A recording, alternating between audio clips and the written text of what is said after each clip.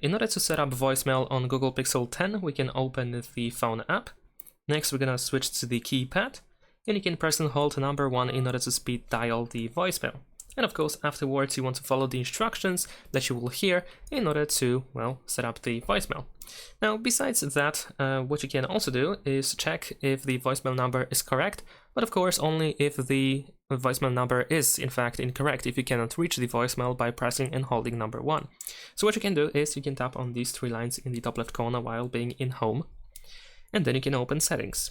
Once you go to Settings, we need to find the voicemail option. Then in here, go to Advanced Settings and Setup. And over here we have our voicemail number. So we can tap on it in order to edit it, in case it is incorrect, of course. And in order to find out what number you need to enter over here, you might need to either ask your carrier or service provider, or you can try to Google that information. And that's it. Thanks for watching, leave a like and subscribe.